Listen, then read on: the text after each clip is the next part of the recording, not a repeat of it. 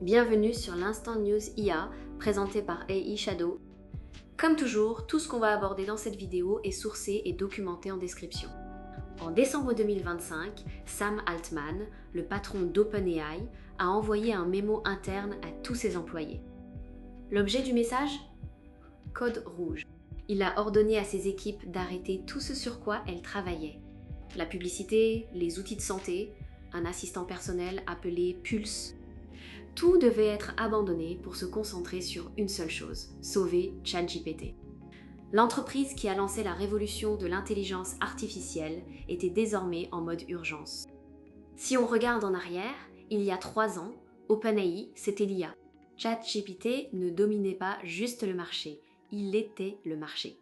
Et aujourd'hui, l'entreprise qui a déclenché le plus grand virage technologique d'une génération regarde son avance s'évaporer en temps réel. En mars, ChatGPT détenait encore 77% du marché. Google Gemini en avait 19%. Et Claude seulement 3%. Mais ces chiffres cachent une réalité bien plus sombre. Alors pourquoi est-ce qu'ils perdent ? Comment l'entreprise qui avait la plus grande avance, la plus grande notoriété et une valorisation d'un demi-trillion de dollars se retrouve à courir pour rattraper les autres ? La réponse a beaucoup à voir avec des rivaux qui ont compris quelque chose que OpenAI n'a pas compris. Anthropic, l'entreprise derrière Claude, a ciblé les gens qui paient vraiment, les développeurs et les entreprises. Google, de son côté, a pris un angle complètement différent. Ils ont tout misé sur l'IA multimodale. Et pendant que ces deux-là construisaient, OpenAI faisait autre chose. L'entreprise essayait d'être tout pour tout le monde. Et elle saignait de l'argent en le faisant. Plus de 140 milliards de dollars de pertes cumulées projetées entre 2024 et 2029. 14 milliards de dollars de pertes nettes rien qu'en 2026. Le taux de consommation de cash le plus rapide de l'histoire du logiciel. Voici le cœur du problème. OpenAI a construit la meilleure démo. Anthropic a construit le meilleur produit pour le travail. Et Google a construit la meilleure plateforme. Et cet écart entre une démo, un produit et une plateforme, c'est toute l'histoire. La part de marché de l'application ChatGPT est tombée de 69% en janvier 2025 à 45% en janvier 2026. Sur le web, elle est passée de 87% à environ 65%. C'est une chute de 22 points en 12 mois. Et rappelons que l'entreprise a environ 800 millions d'utilisateurs hebdomadaires. Ça paraît énorme, mais seulement 5% d'entre eux payent. Chaque requête gratuite coûte de l'argent à OpenAI.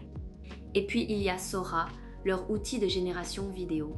Forbes a estimé qu'il brûlait environ 15 millions de dollars par jour.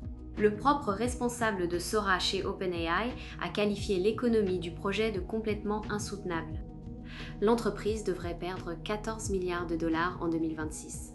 Soit le triple de ce qui était initialement estimé. Les pertes cumulées jusqu'en 2028 sont estimées à 44 milliards de dollars. Et aucun bénéfice n'est attendu avant 2029. Et la nouvelle vient de tomber. Hier, le 24 mars 2026, OpenAI a annoncé la fermeture définitive de Sora. L'application qui avait été lancée en septembre 2025 n'aura vécu que 6 mois. Disney, qui avait signé un accord de 3 ans, incluant un investissement d'1 milliard de dollars dans OpenAI, a immédiatement annulé le partenariat. Sora brûlait trop d'argent. Et avec l'introduction en bourse qui approche, OpenAI a choisi de réallouer ses ressources GPU vers le codage et le raisonnement. C'est un aveu d'échec monumental. Et n'oublions pas que les talents quittent le navire. En 2025, Meta a débauché au moins 7 chercheurs de haut niveau pour son laboratoire de superintelligence. Le directeur technique, le directeur de la recherche, le vice-président de la recherche, tous partis. Sam Altman est maintenant l'un des 2 seuls membres fondateurs encore présents dans l'entreprise. Un ancien employé a déclaré que l'entreprise fait toujours des progrès, mais qu'elle est enfermée dans une compétition féroce avec Google et Anthropic qui ont des modèles unanimement plus forts. Ils n'ont pas le luxe de ralentir. Le problème structurel est le suivant. OpenAI essaie d'être une application grand public, un fournisseur d'API, une plateforme vidéo, un moteur de recherche et un laboratoire de recherche en IA. Tout ça en même temps. L'entreprise dépense partout et ne domine nulle part. Sam Altman est devenu un paratonnerre et pas pour de bonnes raisons. En février 2026, il a comparé le coût énergétique de l'entraînement d'un modèle d'IA au coût énergétique pour élever un enfant humain. Cette citation, sortie de son contexte, est devenue virale. Les critiques ont souligné que la comparaison était fausse de 3 ordres de grandeur. Entraîner un seul modèle d'IA utilise autant d'énergie que pour élever 3000 humains jusqu'à l'âge adulte. L'ancienne membre du conseil d'administration d'OpenAI, Hélène Toner, a publiquement affirmé que Sam Altman avait caché des informations au conseil, n'avait pas divulgué sa participation dans le fonds de démarrage d'OpenAI et avait fourni des informations inexactes sur les processus de sécurité. Sam Altman a publiquement admis que le lancement de GPT-5 avait été, selon ses propres mots, complètement raté. Les utilisateurs ont dit que le modèle était plus froid, plus dur. Ensuite, GPT 5.2 avait des problèmes de qualité d'écriture, un ton plus plat, des traductions médiocres. Quand vous avez 2 lancements phares consécutifs que le PDG lui-même qualifie d'échec, ce n'est pas un bon look. Et puis est arrivé le contrat avec le Pentagone. Fin février 2026, OpenAI a signé un contrat pour déployer ses modèles sur un réseau classifié du département de la Défense. Les désinstallations de ChatGPT ont bondi de 295% en une seule journée. Les avis une étoile sur l'App Store ont augmenté de 775% en un week-end. Plus de 2,5 millions de personnes ont rejoint la campagne de boycott Quit GPT. Et Anthropic, qui avait refusé un contrat similaire, a vu Claude grimper à la 2e place de l'App Store aux États-Unis. Les abonnés payants ont plus que doublé. OpenAI ne perd pas seulement des parts de marché et de l'argent. L'entreprise perd quelque chose de bien plus difficile à récupérer, la confiance.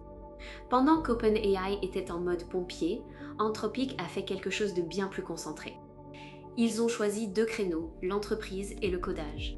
La croissance est presque difficile à croire. Anthropic est passé de 0$ en janvier 2023 à près de 14 milliards de revenus annuels en mars 2026. C'est une croissance de 10 fois par an. En février 2026, Anthropic a bouclé une levée de fonds de 30 milliards de dollars en série G pour une valorisation de 380 milliards de dollars. Maintenant, regardons Google. Leur thèse, c'est que le futur de l'IA n'est pas dans un chatbot où on tape du texte. C'est un système qui voit, entend, lit, regarde et comprend tout en même temps. C'est l'IA multimodale. Gemini 3 Pro a établi de nouveaux records sur les benchmarks. Il peut traiter de la vidéo, comprendre les relations spatiales et transformer du contenu vidéo long en code structuré. En mars 2026, Google a sorti le premier modèle d'embedding nativement multimodal. L'application Gemini est passée de 350 millions d'utilisateurs actifs mensuels à plus de 750 millions. Et le vrai coup de massue, c'est que Google va intégrer Gemini dans Siri grâce à un partenariat avec Apple. Apple a 2,5 milliards d'appareils actifs. Contrairement à OpenAI, Google peut se permettre de jouer le long terme. Alphabet génère plus de 400 milliards de dollars par an. L'IA n'a pas besoin d'être rentable pour Google maintenant. Et Google a aussi discrètement étendu son travail avec le Pentagone, tout en restant sous le radar. OpenAI prévoit une introduction en bourse. Pour justifier une valorisation de 500 à 850 milliards de dollars, l'entreprise doit montrer aux investisseurs un chemin vers 200 milliards de dollars de revenus annuels d'ici 2030. C'est une multiplication par 15. Pendant une période où sa part de marché chute et ses coûts explosent. Il y a un parallèle historique. Dans les années 90, Netscape a construit le navigateur web et a lancé la révolution d'Internet. Mais c'est Google qui a fini par posséder le web. OpenAI a construit le chatbot et a déclenché la révolution de l'IA. La question est, sera-t-il rappelé comme l'entreprise qui a tout changé ou celle qui a été la première mais qui n'a pas pu tenir? Anthropic a construit un moteur pour l'entreprise. Google a construit un moteur pour la plateforme. Et OpenAI tourne toujours sur l'étincelle. Les étincelles ne gagnent pas les courses, les moteurs, si. La course à l'IA ne concerne pas celui qui a commencé en premier. Elle concerne celui qui a construit la bonne chose pour le bon client. Et pour l'instant, OpenAI est le seul des 3 qui cherche encore la réponse. Si cette vidéo vous a plu, abonnez-vous à AI Shadow et activez la cloche pour ne rien rater. On se retrouve très vite pour la suite.